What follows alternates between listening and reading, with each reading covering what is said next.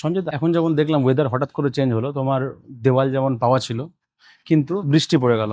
এবার তোমাদের ক্ষেত্রে কতটা অসুবিধা হয় যদি বৃষ্টি শুরু হয়, তখন কিভাবে তুমি কাজগুলোকে মেকআপ করো তখন? অ্যাকচুয়ালি যদি আমাদের বৃষ্টিটা যদি ধরুন খুব জোরে যখন হচ্ছে তখন তো কাজ করার কোনো প্রবাবিলিটি থাকে না, কিন্তু যখন বৃষ্টিটা দেখা যাচ্ছে যে খুব অল্প হয়েছে, দেয়ালে জল পড়লেও অতটা অসুবিধে হয় না। যদিও চুন, আমাদের যে হোয়াইট ওয়াশ বা চুন করা যেটাই বলেন না কেন, ঠিক। সেইটা যদি অনেক আগে থেকেই করা থাকে এবং সেটা যদি টেনে নেয়, খুব ড্রাই থাকে, তাহলে আমরা যে রংটা দেব সেই রংটা অতটা স্মাচ পড়বে না দেয়ালে। তোমার যে রং দেখলাম, রঙের কোম্পানির মধ্যে কিছু কিছু এশিয়ান পেন্ট, তারপর বার্জার পেন্ট, সেগুলো ইউজ করছো। অ্যাকচুয়ালি রঙে ইউজ কি করো? অ্যাকচুয়ালি দেওয়াল লেখার ক্ষেত্রে যেটা আমরা সাধারণত ব্যবহার করে থাকি হ্যাঁ। সেটা হচ্ছে যেটাকে আগে আমরা বলতাম ভূষা কালি। সেই ভূষা কালির সঙ্গে কিছু স্টেনার মেশানো হয়। আর এখনকার দিনে তো খুব মানে মডার্ন, খুব টেকনোলজিতে বিভিন্ন রঙের কোম্পানিগুলো বিভিন্ন রকমের রং বানাচ্ছে। সেক্ষেত্রে তো ওয়েদার কোড আছে, আরো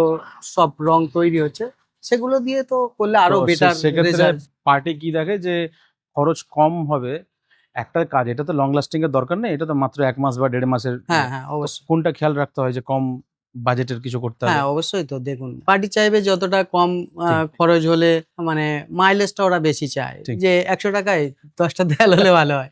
কিন্তু অ্যাকচুয়ালি তো সেটা করা সম্ভব হয় না। তবে ধূসকালিতে খরচাটা অনেক কম যায়। অনেক কম হয়। ওয়েদার কোট বা এইসব এশিয়ান পেইন্টের রং ব্যবহার করতে ঠিক গেলে ঠিক। খরচাটা অনেক ব্যয় সাপেক্ষ হয়ে যায়।